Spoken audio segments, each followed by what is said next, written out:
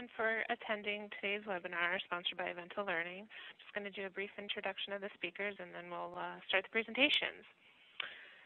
For Aventa Learning, Dr. Kathy Minkberg is working to provide the differentiated instruction that online learning offers to students of schools and school districts serving middle and high school. Since 1982, she's been involved in school reform movements. Her 14 years on the Houston School Board led to the Houston ISD winning the first Broad Prize. Following board service, she served as Chief Business Officer in Houston, reforming business operations, and continued school reform at the COO for Portland Public Schools from 2005 to 2009.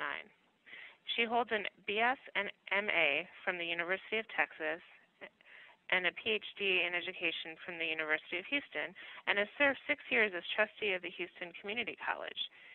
She began her lifelong involvement in education as a biology teacher in 1975. Our second speaker today, Greg Levin, is the VP of School Solutions for Aventa Learning. In 2009, he joined KC Distance Learning, and since 2005, he's worked exclusively in the K-12 market, building businesses that develop and deliver innovative online solutions. From 2005 to 2008, Greg was a senior executive with Educate Online, a division of Sylvan Learning.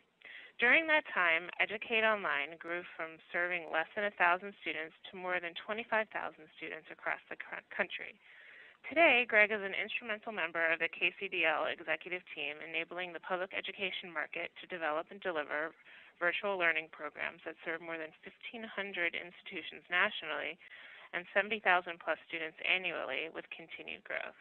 I'm going to hand things over to Greg, and we'll get started. Greg? Yes, hi. Thanks, Shauna. Thanks, everybody, for joining us today. Shauna had mentioned the company name KC Distance Learning a couple of times in her introductory comments, and I just wanted to make clear to everybody that Aventa and KC Distance Learning are essentially the same company. So just to clarify any confusion on that. We're thrilled to have Kathy Minkberg with us today, the Chief Academic Officer for Aventa, and we are going to spend the day really learning more about the iGeneration and what is the iGeneration, who are they, how do they behave, how do they interact with their school setting. And we'll also walk you through some actual real-world case studies where we can share our experience and how we are seeing the iGeneration make use of virtual learning solutions. So with that, I'm going to turn it over to Kathy. Hi, Greg. It's good to be here. Wanted to mention that as a longtime educator, I'm finding this whole iGeneration needing the kind of individual attention that we've known for a long time that all students need. But they have their own sort of unique quirkinesses. If you notice from the first slide, both Greg and I have a passel of children.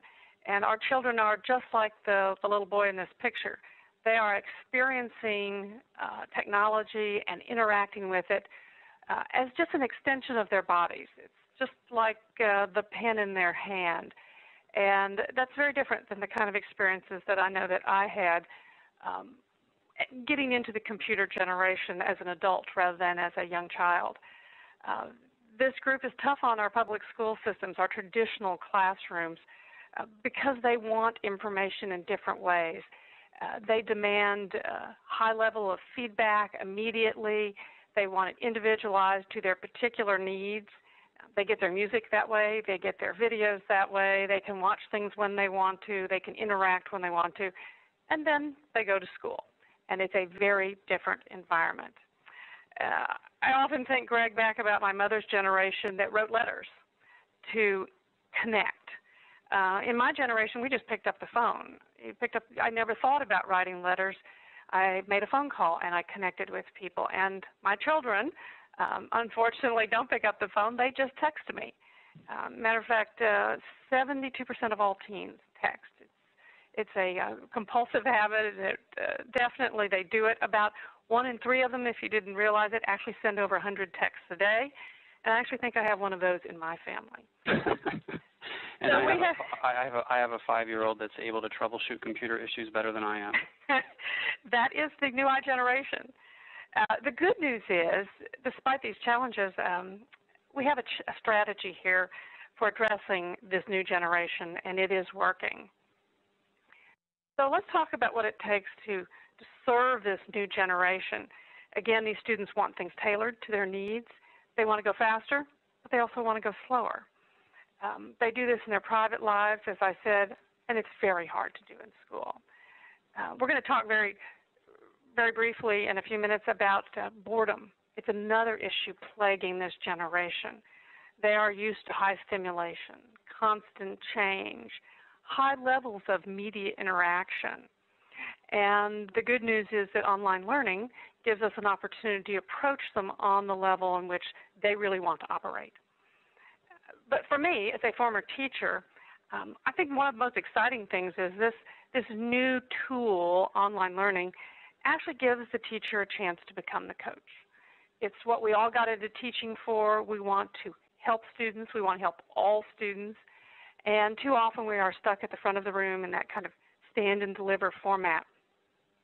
We're also, unfortunately, chained to our dining room tables every weekend, designing curriculum and trying to be creative and interactive and stimulating, and millions of teachers every evening trying to come up with that is a very hard thing.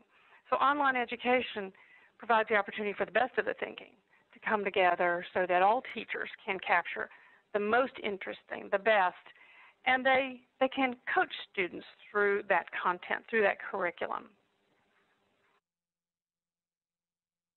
One of the interesting things that we've done as a company is to try to better understand our students. Our students are out there. We have traditional students in the school environment, and then we have kids who are online. And in order to better understand the iGeneration and students online, we actually commissioned a survey. If any of you happen to read USA Today, one of our poll results from the survey on the qualities needed for a good teacher appears on the front of the Life section. So the survey is fairly extensive. We're going to talk about a bit of it this morning. We're going to compare and contrast these two groups of teens. They were 13 to 17-year-olds. They are clearly iGeneration students. And let's learn a little bit more about how they're alike and how they are different.